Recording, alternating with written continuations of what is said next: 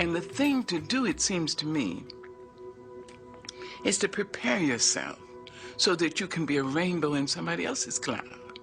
Somebody who may not look like you, may not call God the same name you call God, if they call God at all.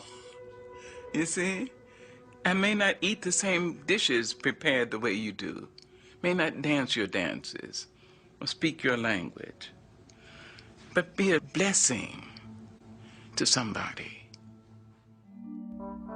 Welcome to this presentation of Voices Unheard, Stories Untold. This is Carlin Judd, founding artistic director of Vusu Presents, and I am excited to present to you our second installment of this visual podcast series. Voices Unheard, Stories Untold is a multimedia theatrical collective whose sole purpose is to bring untold stories to the forefront, highlighting inclusivity in storytelling, accessibility to theatrical arts, and a focus on unique and oft-overlooked original source material and talent. At Vusu, we strive to hear all voices, not just the loudest ones. Now please welcome our resident director and host, Tristan J. Shuler. Hello and welcome. Hello, everyone, and welcome to Voices Unheard, Stories Untold. Thank you. Thank you so much. Thank you. Yes. My name is Tristan J. Shuler, and I will be your host for this evening. This is our second installment of this video cast, and I am so excited that we were able to throw this together and really work hard to put this together, because we have some amazing artists this evening to showcase to you and some amazing conversations and topics to discuss. The theme for this evening's episode is Coronavirus is a Hoax? And that's something that we'll explore this evening. So much of my life is being stuck in the middle. I am mixed race, I am bisexual, I am biracial, and not like any of that's your business, but it gives me a lot of perspective from the middle of things. How do we have a conversation with someone from a completely different world?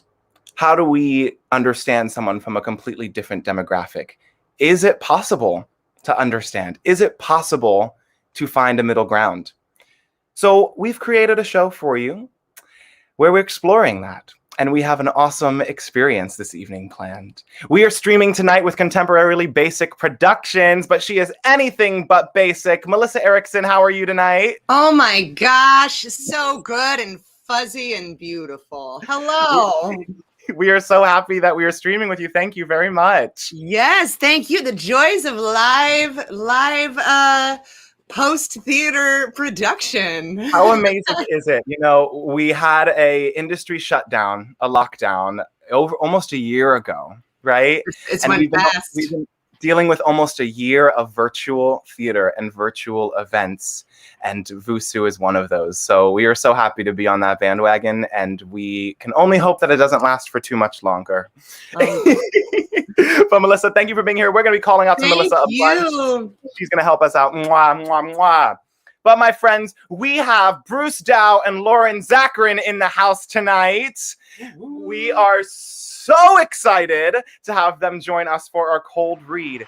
Vusu's podcast is Broadway, off-Broadway, national tour, TV and film actors, cold reading, anonymous, controversial, real-life conversations between real people. And the episode today is all about coronavirus. Stay tuned for that cold read, and afterwards stay tuned for an awesome monologue that is a dramatization of an eyewitness account from the 1918 Spanish influenza epidemic, performed by a plethora of amazing actors that have submitted their materials around the world that we've combined together in one video for you at the end of today. So stay tuned for two awesome segments, but our first segment is Said That.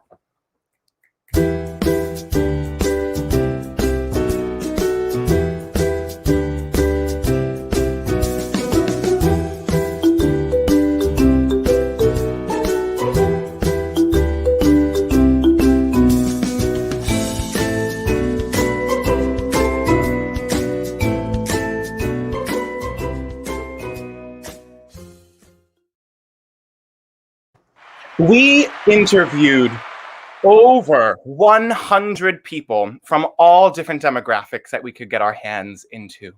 We gave a survey out. We interviewed people 6 feet away from Times Square to get their opinions, their real life voices about this coronavirus pandemic. Tonight, we've put together a game show where some awesome artists are going to be guessing and playing a game to decide what the people said. Our first guest is one of my favorite people on earth. She is a recent small business owner of 1865 Vintage, which I am waiting for a delivery of my harem pants very soon, which is an online shop selling acid-washed, tie-dyed, and thrifted pieces. She is also a proud core leader of the group Everybody Black, which is a Black femme-led group advocating for Black people across all facets of the American theater community. She's a Gemini, but she has no idea what this means because she doesn't read astrology and she is very single. This is one of my favorite theater makers, Tiffany Renee Thompson. Are you here for us? Yeah. How are my harem pants going? They're actually sitting right in front of me. I'm not even gonna lie. Oh. Yeah, they Are they done? No, they just came in the mail. Oh, okay. You haven't even started. Okay. All right. Yeah, All right. no. Well, I'm so excited. Tiffany, how are you tonight? I'm doing well. I'm glad to be around you in your beautiful shirt. Oh, thank you. Thank you. It was from an Instagram ad. Come on, Instagram ad. Yes. Tiffany was actually the winner of last episode's Said That competition. So Tiffany really loves to get in the mind of our 100 surveyors. But this is a whole new topic. Do you feel ready? As ready as I can be. Thank you, David. Yeah. All right, we're going to introduce our next awesome guest. We have Rocky Patera. On TikTok, you know him as the guy who wrote the viral I'm an Accountant. In life, you know him as regularly Google searching queries as does this slight headache mean I'm dying? This is Rocky Patera, everyone. Hello. We're so happy you're here. How are you? I'm doing great. Hi, Tristan. Hi, Tiffany. Thank you for having me. Thank you for being here. Are you excited? I'm very excited. I just ate dinner and I'm feeling fueled and ready to go. We love to hear it. All right, we're going to bring in our next guest. This is a beautiful recipe of extreme Jersey basicness, red wine, and a chock full of dirty humor. When she's not singing songs, you can catch her crying over any baby or dog on the street, or curled up obsessing over Netflix dramas. Also, her spirit animal is Christine Baranski. This is Hannah Bonnet. I had a feeling it was her. Hannah, are you there with us? Great to see everyone. Thank you so much for having me. Oh, we're so happy to have you. I think your Wi-Fi might be a little lax for us. Oh, there you go. You're warming up. No. Okay, I'm back to being Broadway. Next stop, honey. Next stop. Oh, great. How are you feeling? You're excited for tonight's game show? I'm good. I brought my boyfriend with me, so I'm really feeling prepared, really feeling fueled, just like Ron. Yeah. Well, my friends, we have our last guest, but definitely not least. This is a Bravo reality TV star, kind of, and recently permanently banned from TikTok. Nicholas Barnes. Hey, my resume. Holla! Hi. You know how to do that. Is that what got you banned from TikTok? Hi, everybody. This is the after, okay? Are you excited to give yourself another try at this game show, Nicholas? What I'm most excited about is to take Tiffany out. She won last time, but I'm coming hard for you, Tiff. Ron, please understand it is Black History Month, so I'm going to win again. Oh my gosh. It's over. Okay. And I may not have any pants on underneath, so you know, whatever. It is what it is. Just do not stand up, okay? My friends, we have an awesome survey that we have given out to over 100 people this time around. And the theme of this tonight's episode is Coronavirus is a Hoax, or Coronavirus is a Hoax. And we have surveyed a bunch of people, and we have all of their results in this game show this evening. So what you are going to be guessing this evening is what you think the people said. I'd love to hear what you think the answers to the questions are, but I am sad to tell you, sometimes you are not the majority. So keep that in mind, because our first question of the evening is, what is your favorite pandemic activity? So I'm going to go one by one. We have the top 5 answers here. All right. If you are the last person to get on the board, unfortunately, you will be kicked out of the stream. Oh, shady. So think hard. 100 people surveyed. These are the top 5 answers. Tiffany, as our winner of last episode's game show, what is your first answer of you think what the people's favorite pandemic activity was? Binge watching. Binge watching is our number 2 answer. Which means, Tiffany, you are safe for round 2. Thank you, Simon. Nicholas Barnes, what do you think our favorite pandemic activity was? Well, Tiffany stole my answer, so I'm going to say ordering takeout. Ordering takeout. Yeah, we just did that tonight. Ordering takeout and eating and cooking was our number 1 answer. Work! 20 people answered cooking, eating, and ordering takeout. Play. You are safe for round 2, Nicholas Barnes. All right. Goodness.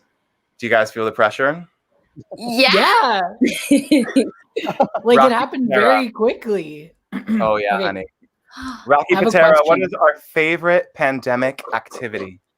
Did you interview you were in Times Square interviewing? Is that So right? these are surveys that we sent out nationally, internationally, actually. We actually have international answers here. And also surveyed Melissa from Contemporarily Basic. She had a socially distanced on the street moment where she interviewed people in person in Times Square. That's so cool. So these are this is a lot of people. Okay. It's actually more than 100.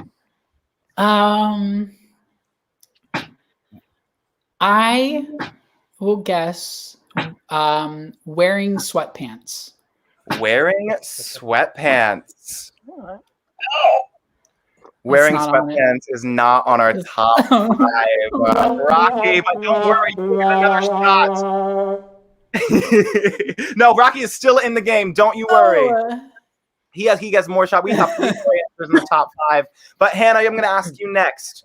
What do you think our favorite pandemic activity was? Okay, this is a hard one, but knowing what I know from this pandemic, I'm going to go with lots of drinking.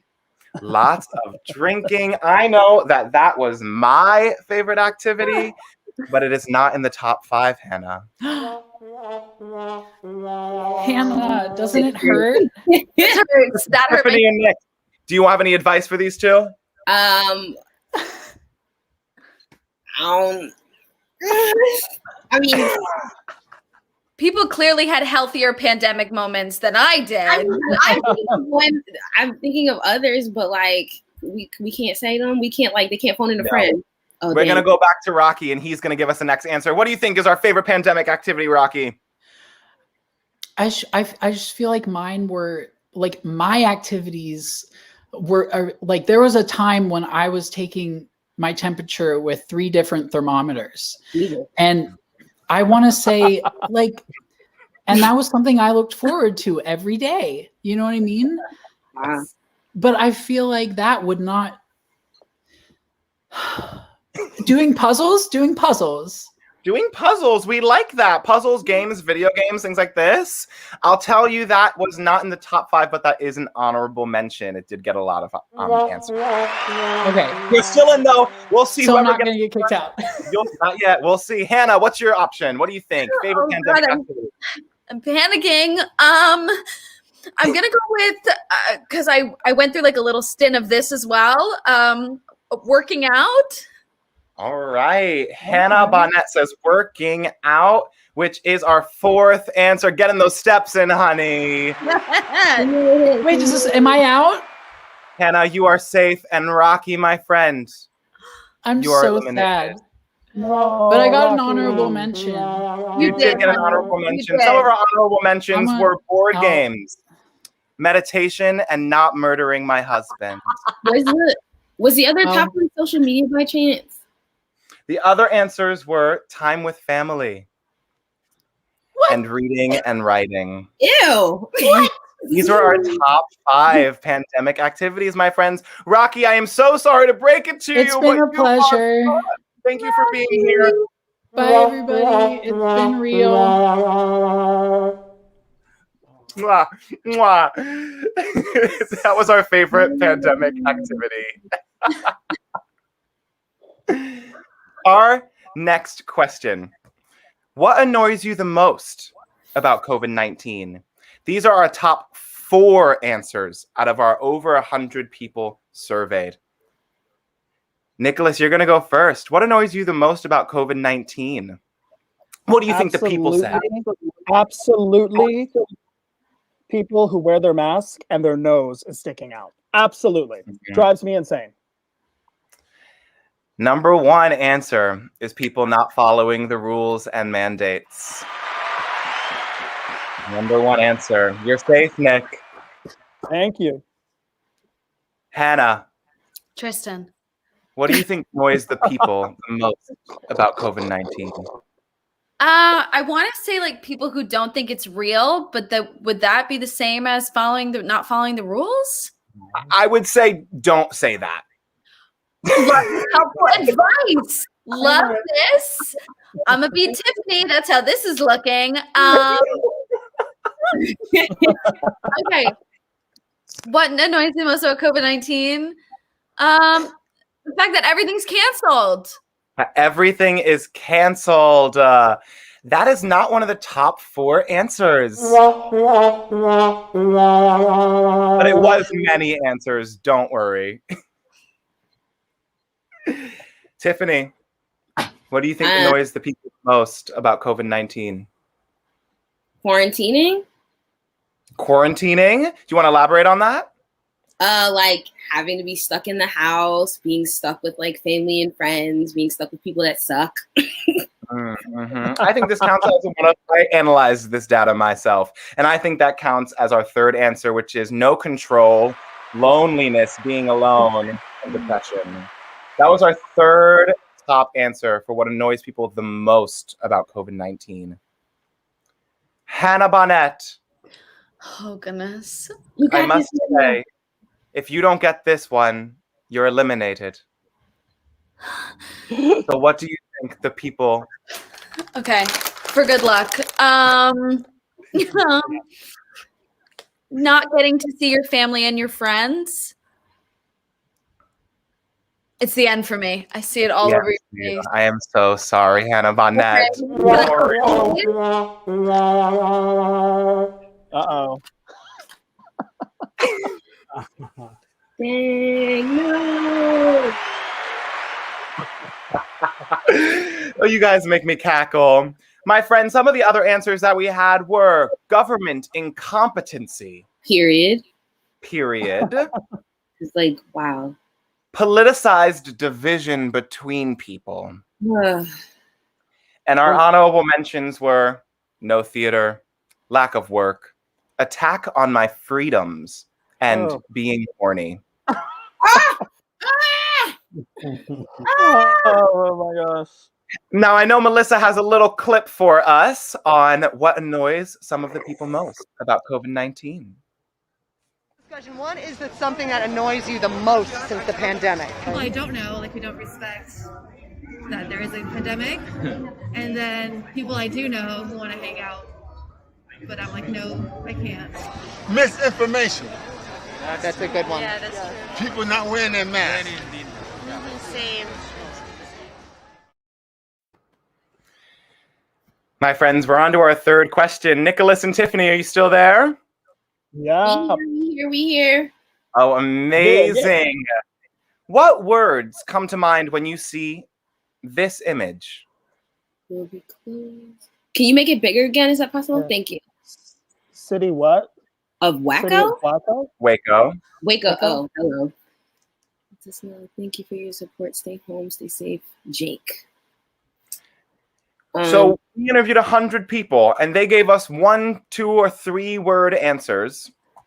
You're going to go back and forth for 1 minute, my friends.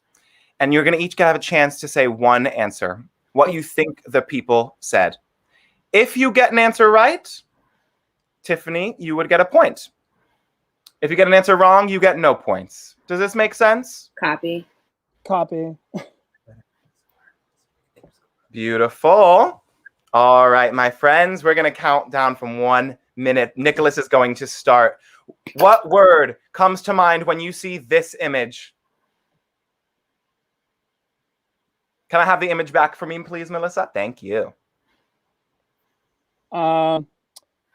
Freedom. Freedom. That was not an answer. Tiffany. Closed. Closed. Yes. Nicholas, what do you think the people said when they saw this image? Annoyed. Yes. Tiffany. Debt. Debt. Is that one of the answers? Yeah. It is not one of the answers. Nicholas. Yes. Well, no, I mean, are you asking me a question? Yes. What do you think? Okay. What, yeah, we have 30 seconds left. Wrong. Yes. Tiffany. Angry? Angry? Yeah. Yes. Nicholas, 15 seconds left. Spiteful. Spiteful? Was that yes. Nicholas. Tiffany. Coronavirus. Yes. 10 seconds left. Nicholas. Bullshit. Bullshit? Yes. Yes. Tiffany, go. Hate. Hate? There's not one. And that is the end, my friends. Nicholas, you have made it to the final round. Tiffany. I would just like to say, Nicholas got at least 20 seconds in the beginning. I just want to say that. A solid 20 seconds of Nicholas staring into the screen. It's fine, though. I will bow gracefully. Tiffany, you are a wonderful sport, and thank you for playing with us.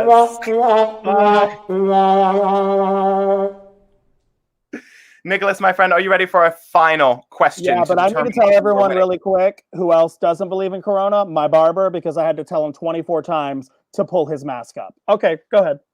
Bless your barber, but your hair looks great. Thank you. Of course. Nicholas, your last job is to read every answer for our final question as fast as you can. Do you think you can do that? I'll do my best. The question we asked 100 people was, if you could speak to the coronavirus, what would you say? Are you ready to read everything? Yes. Let's see if he can read every answer as fast as he can.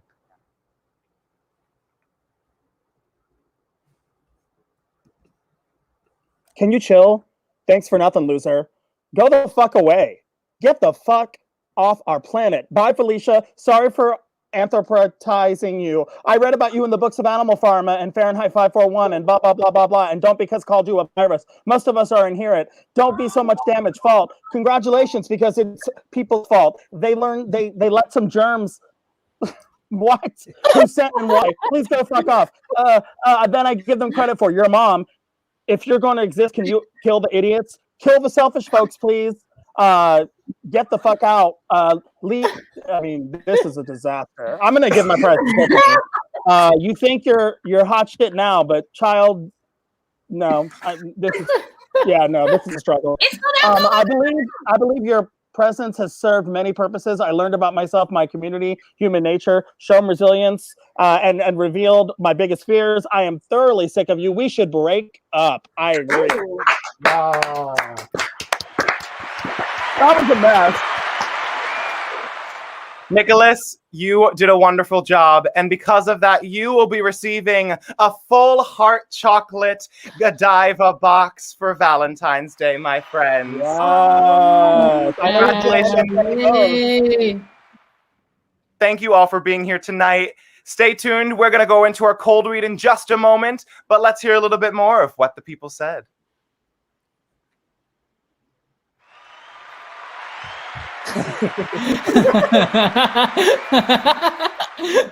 Mr. Times Square. And if you could say anything to the pandemic, if you could verbalize anything, what would you say? I mean, I guess, it's not its fault. It's thank you. we're just in it. If it was a person. Please protect everyone. Respect everyone. Wear your mask, please. We can say like you in my life. Cool. It's an option. Well, on our end, we've said a lot worse. Yeah. So.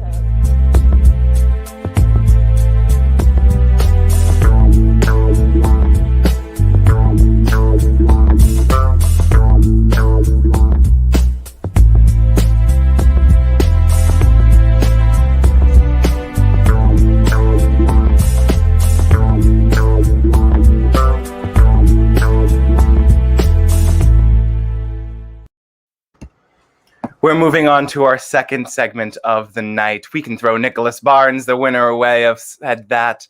But we had a full hour and a half conversation with two people on opposite sides of a political stance. One believed coronavirus was a legitimate fear and a legitimate issue that we should be taking seriously. The other, perhaps not. This conversation we turned into a full script that tonight we have two beautiful actors cold reading for you tonight. I would love to introduce them here. First, we have Lauren Zakrin. Hi, friend. How are you? I think you're on mute. Sorry, I'm old. Hi. How are you feeling tonight? I'm good. I actually just, right before I came on, I was like, wow, I'm really hungry. And that could be anxiety or just legitimate hunger. I'm not sure. Now, Lauren Zakrin, I know you make some of the best food that you post on your Instagram, so I really doubt that because I follow you religiously. Yeah, I do make good food. I pride myself in my cooking. You really definitely should. Now, my friend Lauren is a Broadway star who I am honored and blessed to have worked with in the off-Broadway musical adaptation of Cruel Intentions. But I am very happy that Lauren is here tonight. Lauren, you starred in Rock of Ages. You starred in Natasha Pierre in The Great Comet of 1812. She's been on national tours for Wicked, Legally Blonde. What have you been working on recently or before the pandemic? Oh, before the pandemic, when you said recently, I was like, come on, Tristan. In the TikTok musical recently. But before the pandemic, I was in Harry Potter and the Cursed Child in San Francisco, and it was magical, as you can imagine Harry Potter would be. Absolutely. I would love to see you in that. Absolutely. Now, Lauren, I am so excited that you're here tonight. How are you feeling about this cold read? Excited, definitely interested, and as any cold read is slightly anxious. Yeah, what are you anxious about? I don't want to be the person that thinks coronavirus is a hoax. That's the title of our episode, honey. Is it or is it? Is it or is it? We'll find out. Lauren, I'd love to introduce you to your cold read actor, your scene partner, Bruce Dow. Come on over. Hi. Bruce Dow, another Broadway star. We have Diana. We have Diana. We have Music Man. We have Jesus Christ Superstar. Lauren, you are not old. There is no way. I am old. Look at this. Grizzly Adams here. No way around it. How are you feeling tonight, Bruce? I'm old and tired, and I've been studying, going back to school, so I've been online all day. So I'm all right. I'm terrified about this too. This is going to be an interesting read. I'm really, the way you described this, it sounds like a really interesting project and idea. What it's going to be, I don't know. So we shall see. What are you going back to school for, Bruce? A master's in psychotherapy and spiritual care. Oh, that's amazing. Good for you. Just fill in the time because we're going to be here for a while. We were 10 days from opening Diana on Broadway, and that was a year ago. So yeah, it's crazy.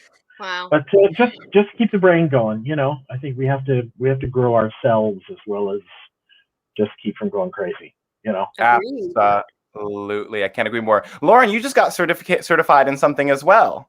Yes, I just got certified as a personal trainer, and next week I start my nutritionist studies to be certified as a nutritionist. So I'm on the same boat as you.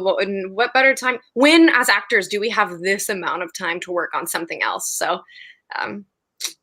No, and it's just, you know, if we go back, it still feeds what we do and who we are, and that's it. Yeah. So I mean, it's driving me crazy. It's really challenging, but it's great. And rather than just sitting there like racehorses going, when can I race again? Well, we can't. So build the whole person, you know. In theory. It has been a wild and rough year without theater, right? But we are happy that you guys are here to work those acting muscles and bring these two real life people to life tonight. Through your words and through your personalities. So thank you for being here. I'm nervous as well for some reason, and I had the conversation with the people. But we're excited you're here. Now, I have to tell you, friends, this is not the first time that we've imagined Bruce and Lauren Zakrin together. Melissa, we actually have some of their beautiful character work already, if you want to bring that up, Melissa. Oh, we have King Herod and Elle Woods, actually. Remember when they met? Yeah, tell me about that. How did that go? Yeah, you know, when King Herod tried to banish Elle Woods from Jerusalem, you know? Yeah, Elle Woods is the Messiah, so. Pretty much. We also have Moaning Myrtle and Sir Toby Belch. Oh my God. Some beautiful work.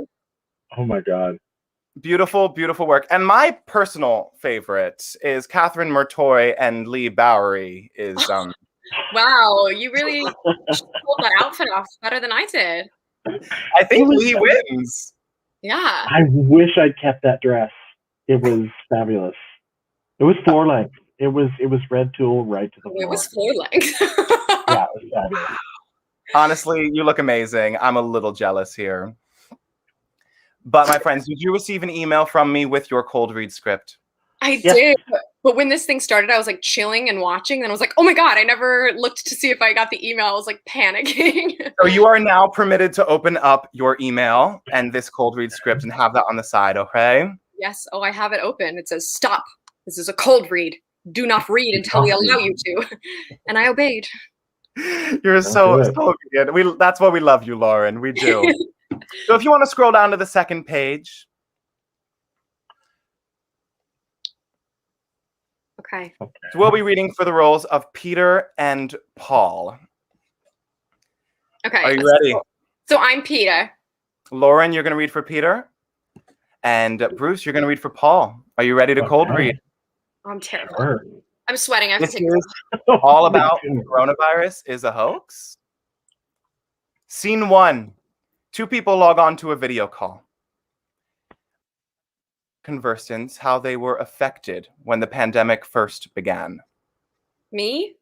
Personally? Oh, it affected me in a number of ways. Obviously, financially. I was, you know, a consistent working actor, and my industry came to a halt. So I had to take on various jobs that I wasn't accustomed to, and I had to dig a little deeper than I've had to in a long time. And it's been kind of stressful, but I finally got out of a hole. But at the same time, I don't understand why we're still stuck in this situation. So you're a working actor? Yes. Wow, cool.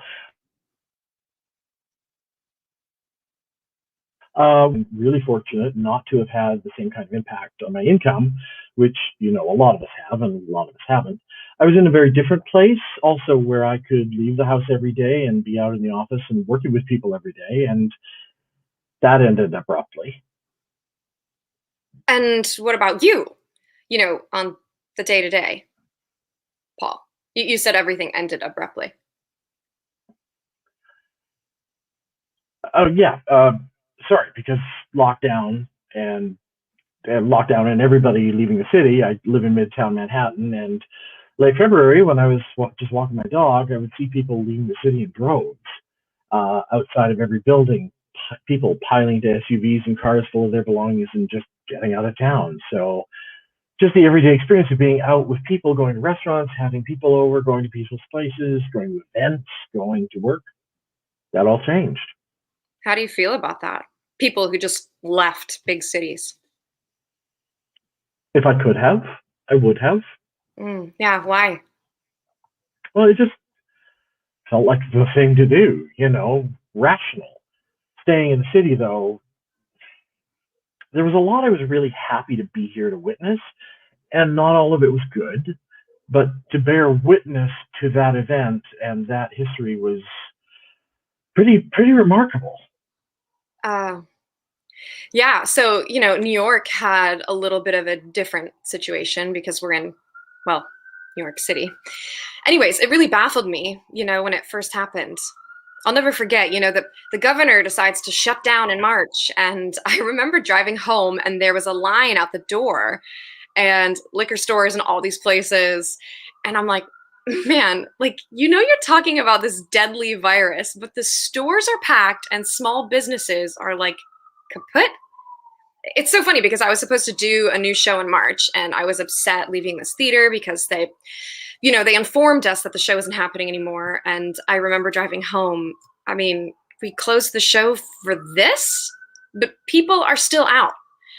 I'm confused. That's when I kind of looked at it differently. And it's just really hard for me to digest and take it seriously. I just want to say that what you're talking about, Peter, is, I witnessed all that. I didn't experience that, but I did witness it. And being a witness to that was humbling. And I know that experiencing it was not only humbling, but incredibly painful. That absolute floor just being pulled out from under you.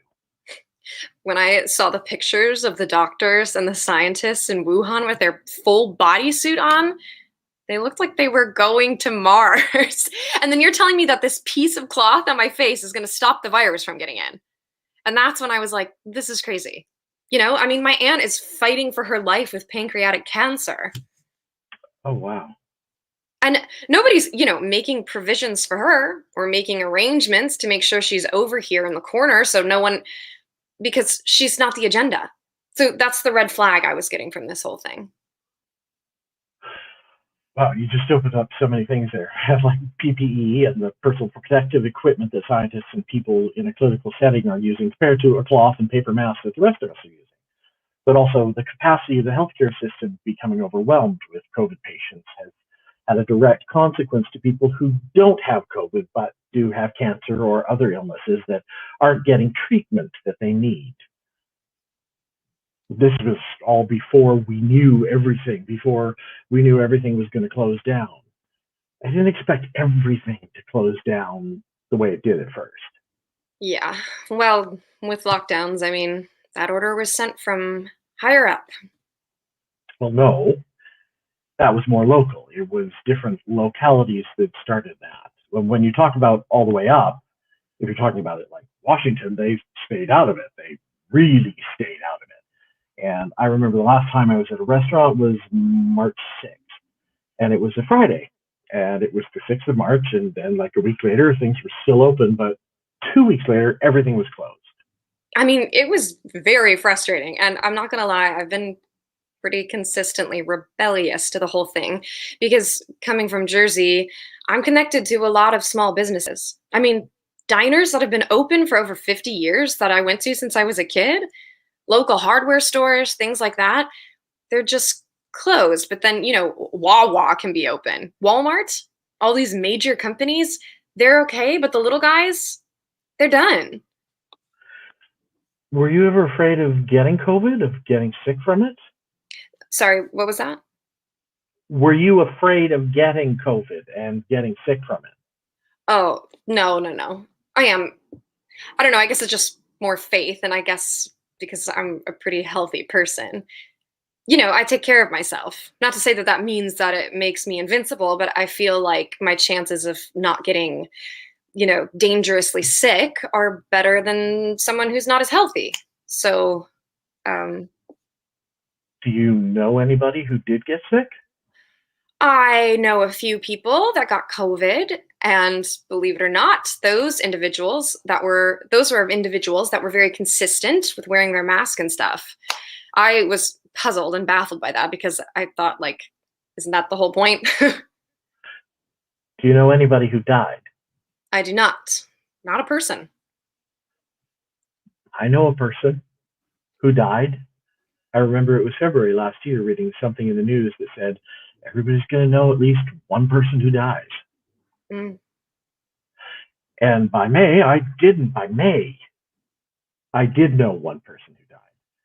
And there's this inequity in healthcare, and Black and Latino people die at a higher they have a higher rate of mortality from this disease than white people do, white and Asian people. And there's a lot of reasons for that.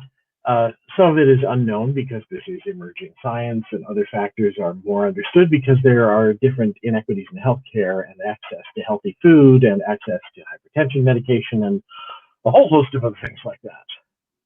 Yeah. It's just, I've struggled with it to look at it, that way because, I even think about, for instance, like, I'm not familiar with malaria, but since I think like 2015, it's killed like 400,000 people a year. And, it is a parasite. It's not a virus. But at the same time, I think that's alarming, 400,000 people a year are dying. But I felt like, why didn't they stop or shut down anything? And it's a simple answer. And it's because that's true. And they're you're absolutely right.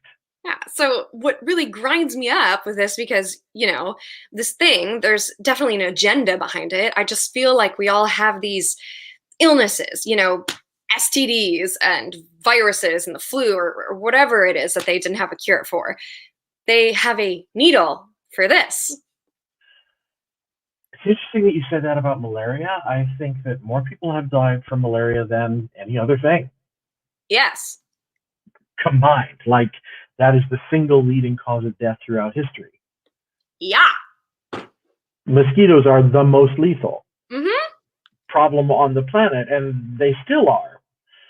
But I have some knowledge of public health and environmental neurology and biology, and I know the 1918 influenza epidemic. At this point now, we're approaching numbers that are very close to what happened in 1918. And you're talking about 100 years later with all of the advances in medicine.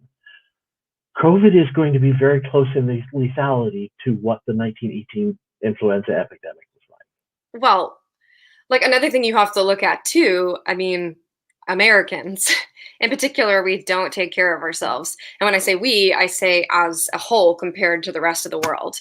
We have obesity, we have people that smoke, people that drink, people that do drugs. It's just so many things. So when you factor, look, I felt like you can't look at the virus without looking at these people's, conditions on how they take care of their self. So, there was a guy in my town that died of COVID. Of course. So you do know somebody? Well, I don't know him personally. Well, 1 degree of separation.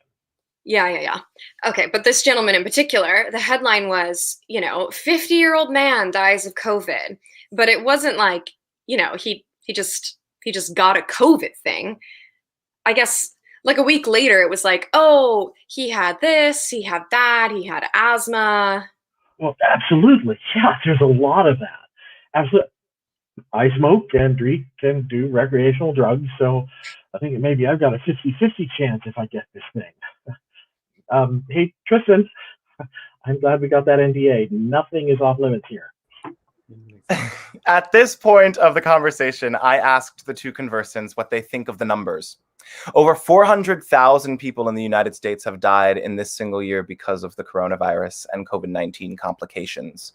2.3 million globally. I asked them what they think about these numbers. I feel like it's inflated. Why? Well, I feel like, it's like I just said. I highly doubt that all of those people are, for some reason other than dying, are for some reason I highly doubt that all those people are some reason other than dying just COVID from just COVID. I mean, it could have been icing on the cake, possibly. But, you know, like for instance, my aunt, God forbid she gets COVID. I mean, you can't just blame COVID on her death. I mean, her immune system's obviously weak. She's fighting for her life with pancreatic cancer and she's gone through chemo.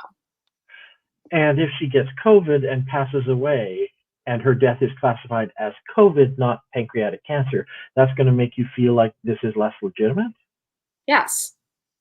I just feel like if I get in my car, you know, and I have a tragic accident and die, they're going to find some way to stamp COVID on it. I mean, it's. So what about people like that congressperson from Louisiana who died in January, a 42-year-old man, no underlying health conditions, got COVID and died? And, you know, I don't want this to sound wrong, but this is partly what really fascinates me. It's so interesting to me, the science, the novel science here. Why do people who have no underlying conditions succumb? There was an actor in New York, Nick Cordero. Yeah. And he had a long and horrible death from COVID. Another very healthy guy. We're talking, these are anecdotal examples, but some people get it and recover. Some people get it and succumb. And then there are some people who get it and don't recover and don't succumb, and nobody really knows why. I haven't seen any literature on reporting about that yet because it's so new. The science is just developing. But another thing that frustrates me is why don't they talk about all the millions of people that get cured from it? I feel like that's... Oh, but they do. It's in the numbers. Mm-hmm. Yeah, are they identifying all the cases? You know, testing the beginning of the year, that was pretty spotty. Mm-hmm. And testing is more robust now. There's a lot of people who think that these numbers are underrepresented. The impact of this pandemic. But if you get a small percentage of that big number, you get a big number every time. That's just math. And when you start talking about just people in this country, we have about 330 million people. And if that death rate was just 0.25%, 0.25%, that would be more than 8 million people in a year died of COVID if everybody in the country got it. Typically, though, in any given year in America, only about 3 million people die. 3.1 million people die annual deaths. I mean, I feel like the numbers are definitely inflated. And also it's really disheartening. Like I said, my grandfather, he died from the flu 2 years ago. He was in a coma from the flu. Nobody was talking about, you know, oh my God, we got to get on top of this. It's part of life. And I feel like, you know, just that's that. Let me jump in here because there's excess death. Part of your argument here is that people dying from other things that they get classified as COVID, and that's probably truth to that. But people are also dying with other things because they can't get the care they would have gotten if there weren't other people clogging up all the spaces in the healthcare system because they have COVID. I mean, what is our responsibilities as civilians to keep each other safe? I mean, you should, like me personally, even though I'm not an advocate, you know, for COVID and its mandates and all that stuff, but I'm respectful of people's personal space. Like, I'm not going to walk up to you like, ugh, I don't have a mask on. No, I'm not going to do that. Yeah, you're not trying to go viral for that. Yeah, exactly.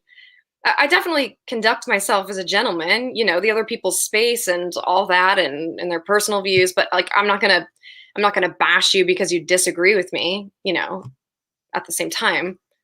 Haven't you been bashed or yelled at for not wearing a mask? Yes, I have. And it's so funny because I'll never forget at work, there's a young lady that I work with and she's telling me I need to put my mask on and she's smoking a Newport, like putting hers on and just like, Yeah, I mean, some people just don't have any sense at all. This is not my first pandemic. I was here in New York and in the early 90s, just getting out of college. All of my friends are dead. All of the people I had become close to with in this city in my like teens and 20s have either died of AIDS or just left the city with such trauma from those times. That was happening all the way until, like 1998. It wasn't that long ago. This is not our first mass death experience. Not all of us. Yeah. How are we all doing? I'm going to take a pause there. We're feeling okay? I'd like to do a little experiment. I would love to switch roles. Lauren, you're going to be reading for Paul from now on. Hi, and Bruce, mess that up. read for Peter. Does that make sense? Yeah. Cool. Let's take a breath and keep going. I have some familiarity with copies of viruses. You may become exposed to a virus, but you may not become exposed to enough copies of the virus that you're going to become infected. That's true for HIV, and it's probably true for every other virus. If you get 1, 2, 3 copies, your body can take care of that. But if you get 200 or 300,000 copies through some kind of exposure, then your system becomes overwhelmed and your body can't fight back. So I think to some degree, the masks, whether they're paper or cloth, but not spacesuits, still reduce the copies of the virus that are out and that you get exposed to. I'll also say at the beginning of this all, they were making it feel like the virus was out there like pollen in April, just covering everything, and people were wiping down groceries. And you just felt like it was everywhere you went. You were walking through fields of virus, and it was horrible. Oh, yeah, it just didn't make any sense. Like, I've seen people spray a bottle of Lysol into their McDonald's bag, and I'm like, Oh, God. Yeah, and I'm just like, what are you doing? You really think you're worried about you're going to get sick and your body's going to digest Lysol like that?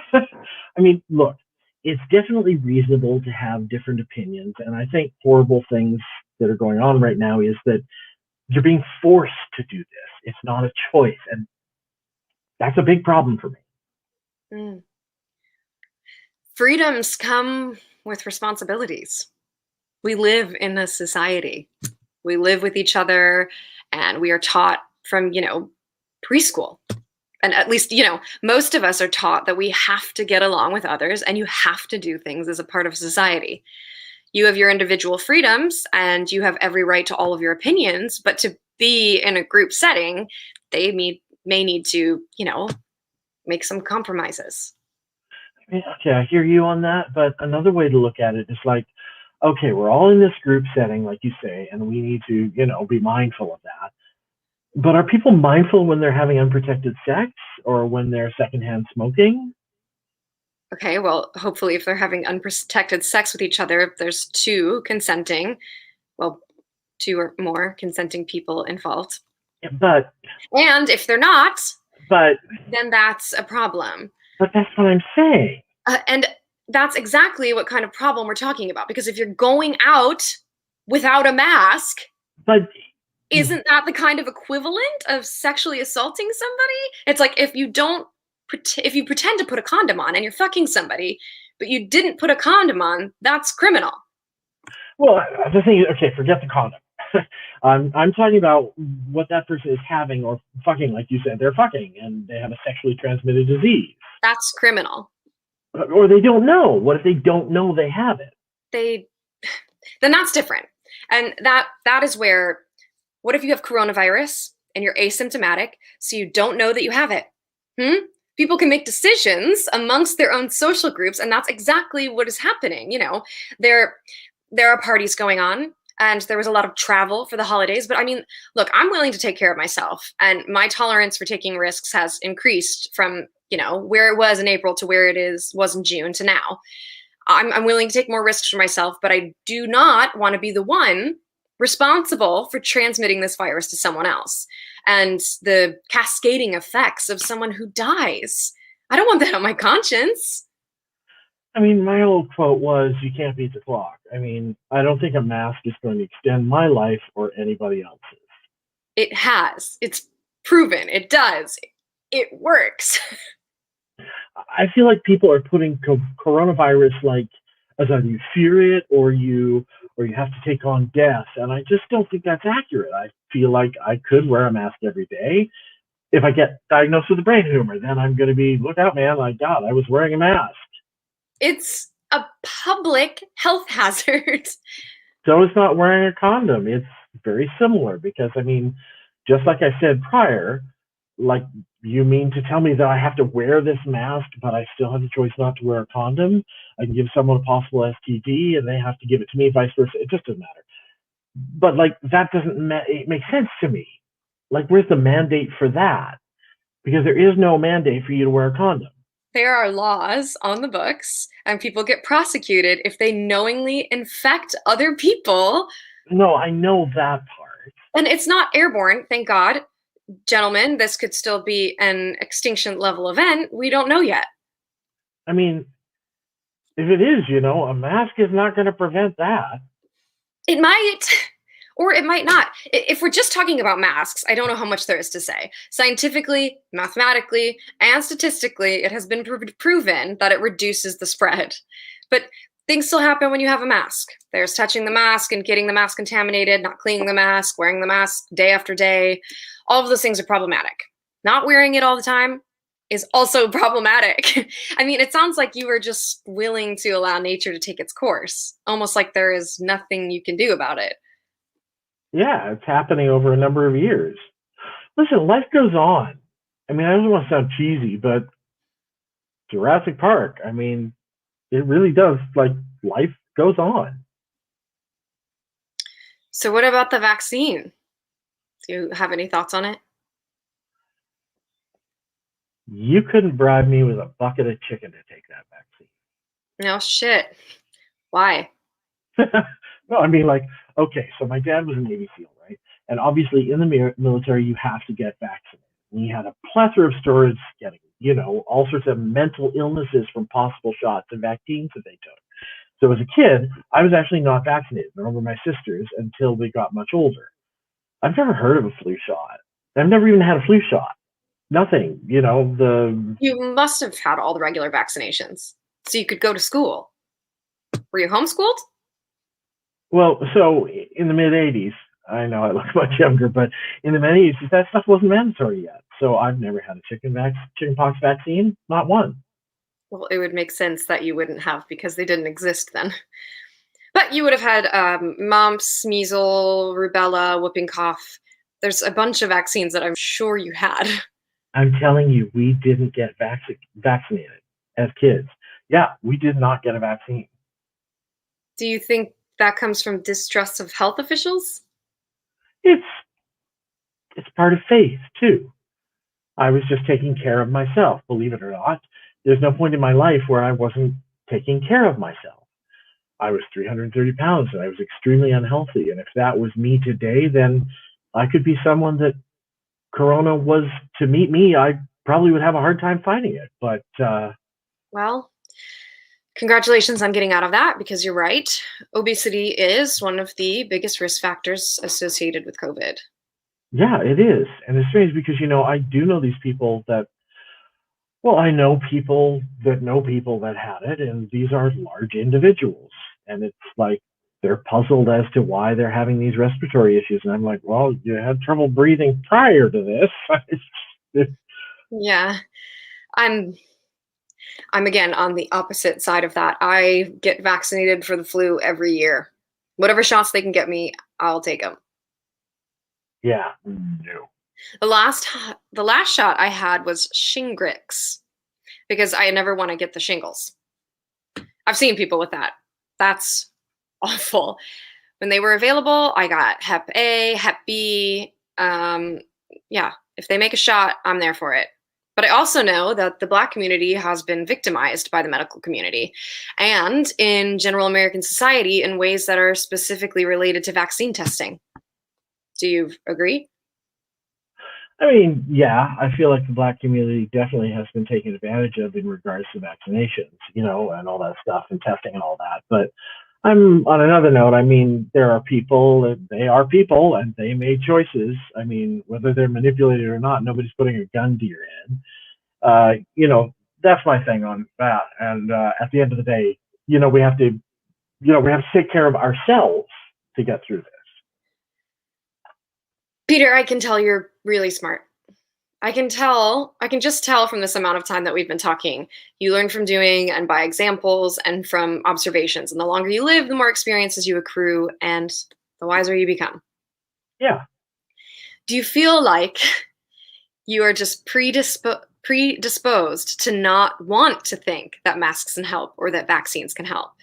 Because there is empirical evidence that both reduce mortality.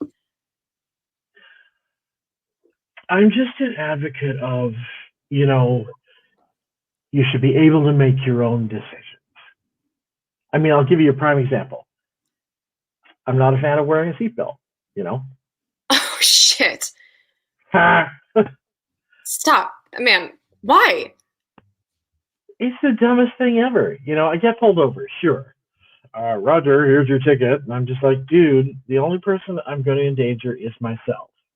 Now, if me not wearing a seatbelt can cause harm to the driver next to me or the lane across, it's like, okay, I need to be more mild and wear a damn seatbelt.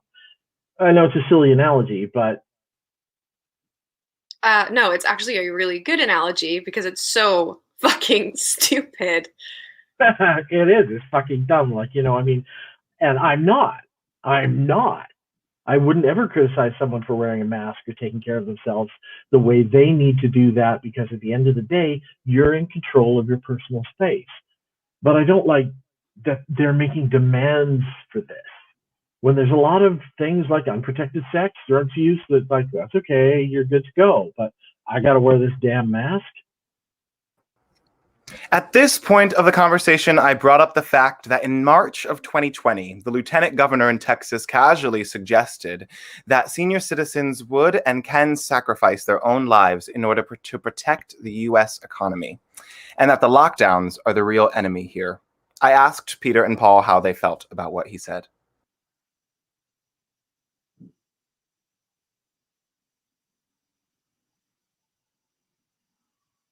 Oh, sorry, that's me now.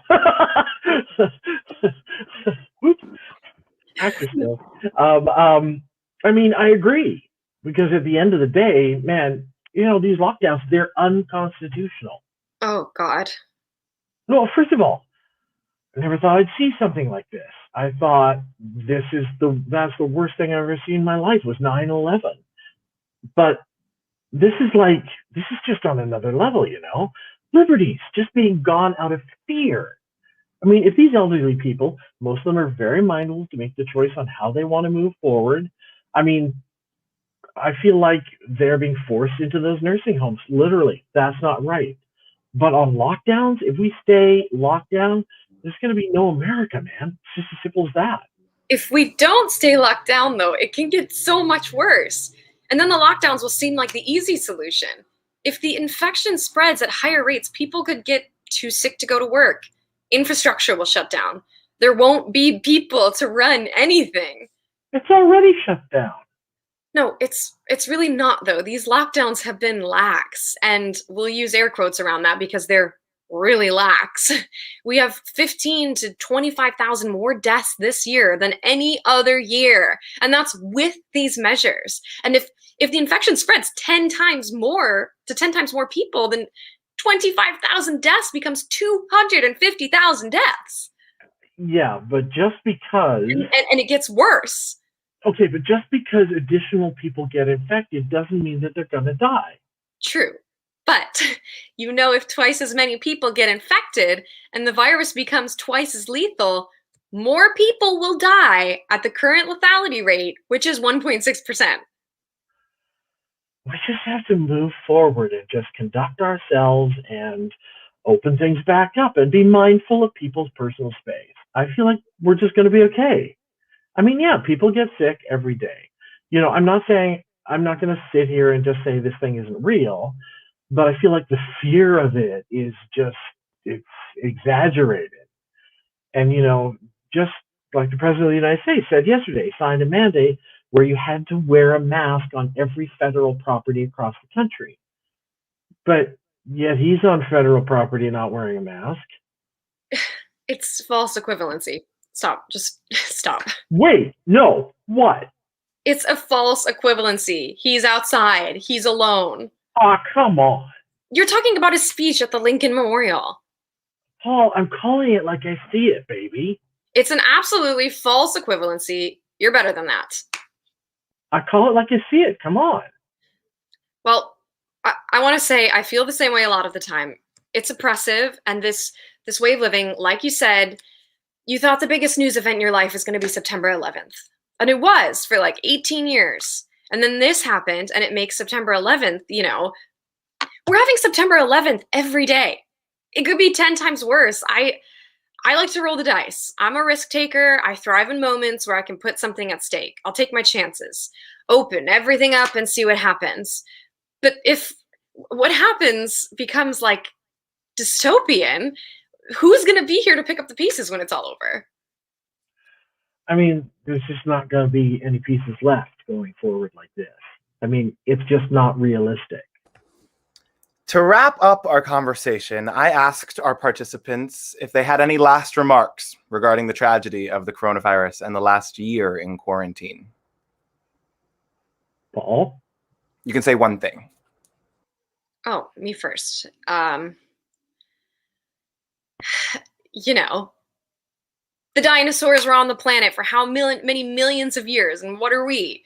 Stronger than a triceratops? Oh my God, I want to tell everybody that, you know, you can't beat the clock. Oh. You know, just take care of yourself and just, you know, conduct yourself as good as you can health-wise. I think you'll be all right. I want to agree with that and say that we also have to take care of each other because we're all in it together. I can't argue with that. Huh. How are we feeling? Wild. That happened. Oh my God, I almost exited out. That was really dark. I almost exited out of StreamYard. I actually did the exact same thing 5 seconds ago, so I'm with you. But how are you both feeling? That was our conversation, and that was a real conversation I had about 3 weeks ago with two people that were willing to talk to each other about their differing beliefs. You guys okay? Well, yeah. I mean, there was some stuff that I forgot about that I was just like, oh, okay, there's that. Yeah, it was very moving. What stood out to you two? What stood out for you? I mean, I'll just like cliff note some quick thoughts. When we switched parts, all I could keep feeling was the impulse to add my own opinions, to keep like arguing with this person who was not getting it. I wanted to add to the script. And I also found it really interesting, like, and I'm inserting my own opinions here, but to me, the less informed person kind of had a very disjointed way of speaking and rambling and like referencing, and then and kind of like if something didn't go well with their opinion, they were like, yeah, well, enough about that. It was just kind of like sloppy, and the other person was so informed and had like facts, information, and history, and it just is baffling that facts and information and history don't matter to people. Bruce, was your experience similar reading both roles? Because you both read both roles. Yeah.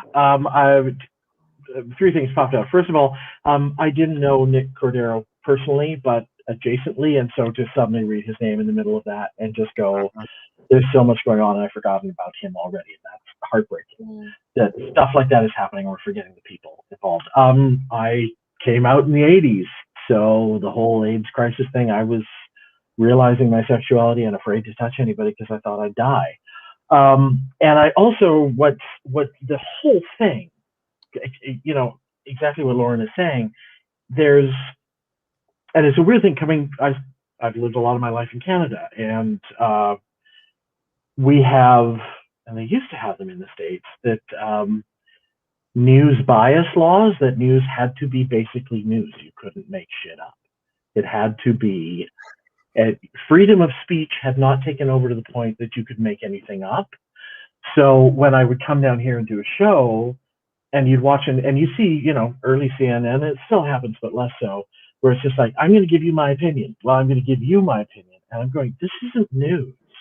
This is when did people's opinion and what you believe become realer than the facts and the truth? And that's a terrifying concept, that our country now lives in a state where, you know, I'm a person of faith, but watching that woman drive out of her church going, well, I'm bathed in the blood of Christ, so I'm going to be healthy. It's like, I think he had something to do with the making the virus. So why did we just, you know, on a cosmic level? Exactly. You know, so when did what you believe become more important than what is real? Yeah, it's exhausting. What were some of It's exhausting. Were there any enjoyable parts to read? Things that you were like, oh, I really loved reading that? Or was everything like, oh my God, I want to rip my eyes out? I mean, I'd love. Go ahead, Lauren. No, anytime that Paul gave a good smackdown, that felt good. Yes, Paul. Yes. That's about it. I mean, Lauren, you've had coronavirus. I've had coronavirus. So if anybody's watching, not to toot my own horn, but I really am like a health freak all the time. And I got coronavirus and I got really sick. It wasn't like, oh, I just had a fever. It was like I had incredible pain and rashes and my lips swelled up like balloons and I had the wheezing and everything. My skin hurt. I couldn't sleep because the body aches were so bad. And I am a very healthy person. So, and I social distanced, I wore a mask, I was never inside with people, and I still got it. And so to me, it's like, however safe you think you need to be safer than that. And however safe you think you are, you're not. Well, I am so glad that you overcame it and that you are here and that you are healthy again. Like, thank goodness. Totally, yeah. For you both to be here tonight and to donate your beautiful, beautiful talents. Thank you very much. My last question, and this is part of the mission of Vusu and it's our experiment. Do you feel like these two people connected in any way? Or do you think they left not really connecting with the other at all? I was confused by the very end. I was confused. Was someone mocking the other person by saying what they would have said? So that's interesting. I didn't. So my job is just to write the words. So I think that is up to you to decide. Since it's called read. I felt like there's no way they're just seeing eye to eye at the end. So there must be some kind of like.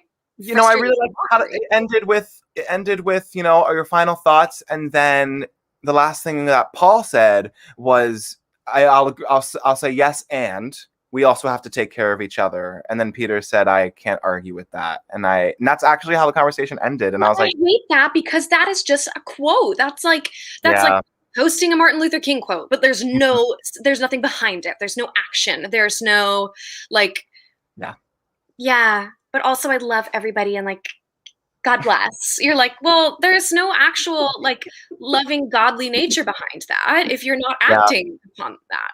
Yeah, thoughts are thoughts, but you can talk the talk, but you got to walk the walk. Well, but I think it was interesting in reading it. There was something with the people who attacked the Capitol. One of the guys, there was a clip from him at the airport, and he wasn't being allowed on a plane, and he was in tears, and just seeing the depth of belief that I'm trying to save my country, and why don't you see the hero that I am? It was the first time I'd seen it going, this is somebody who's been brainwashed. This is somebody who, so I mean, reading the conversation, I sort of went, well, this is what they believe is what they believe. And I sort of thought they were kind of connecting on certain things and going, but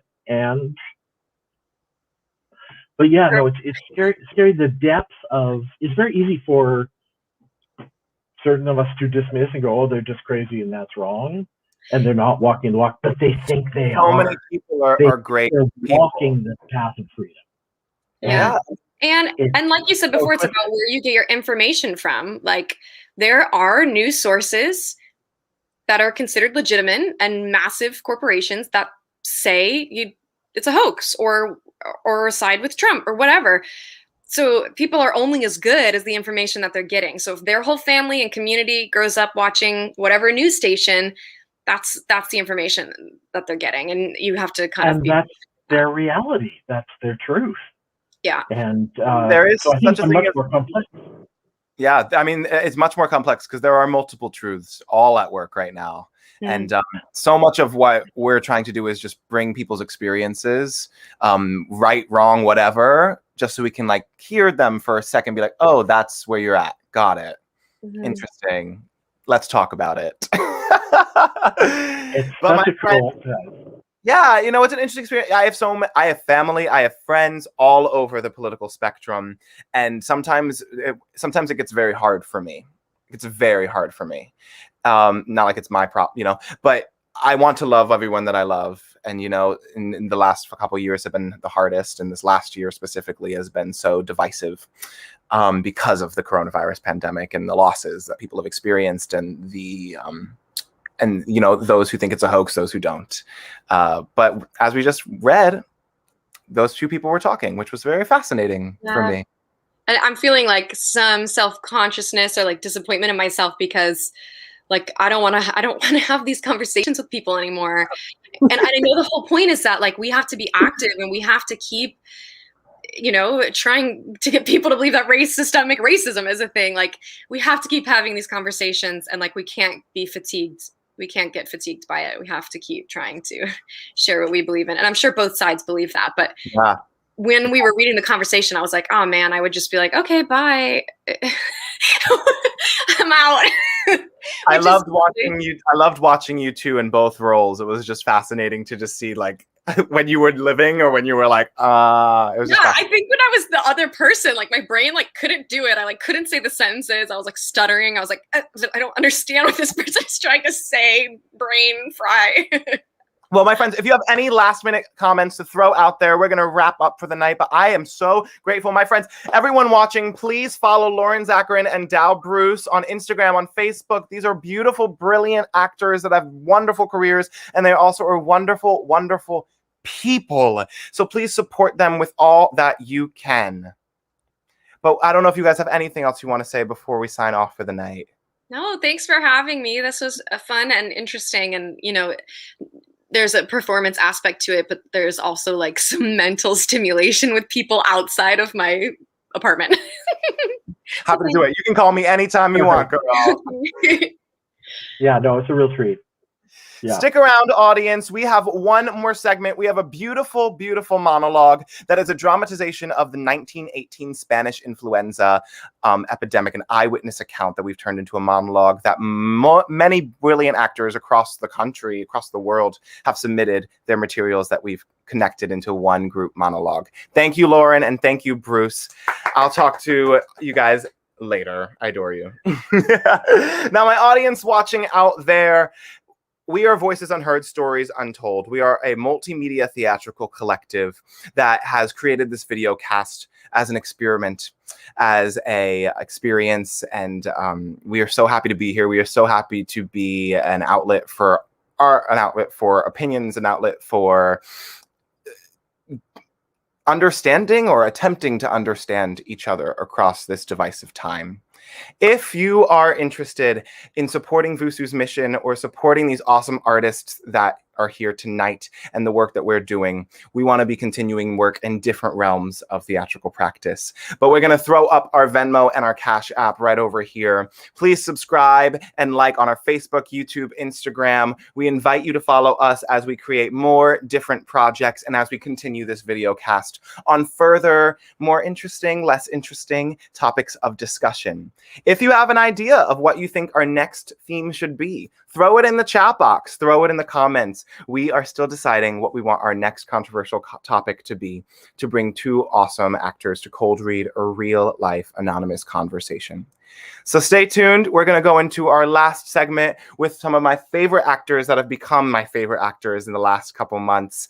And enjoy. Thank you for tonight.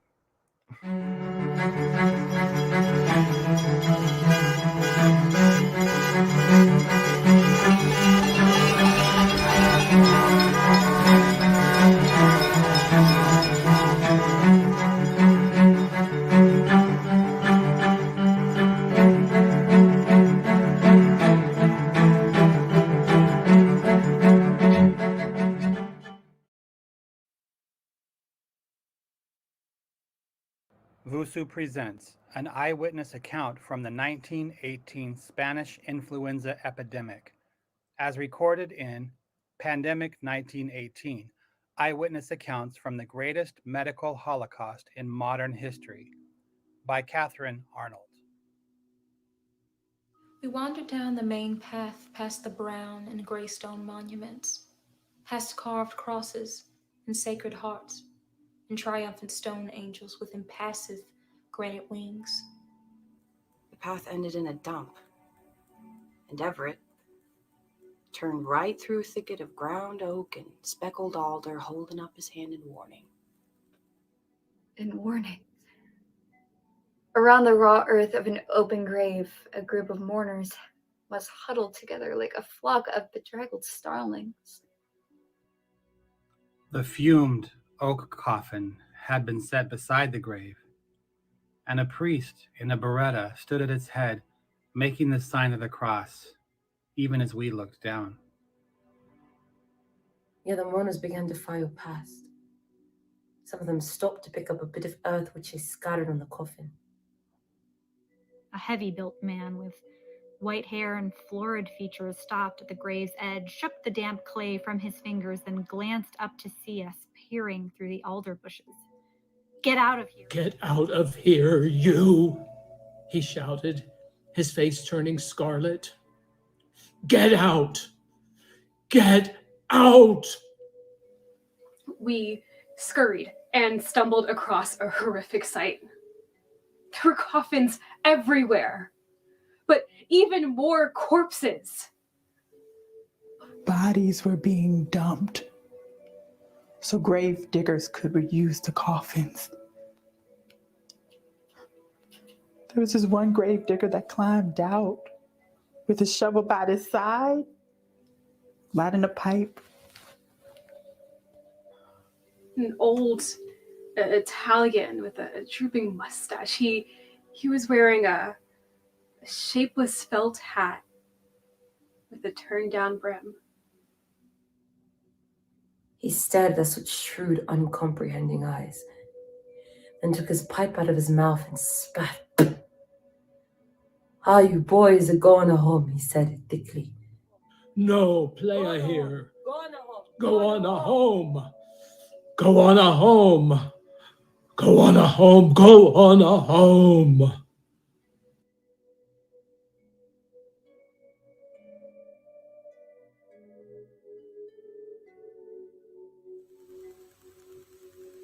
Thinking of that afternoon, in that bare instant, I became aware of time. I knew then that life was not a perpetual present, and even tomorrow was a part of the past.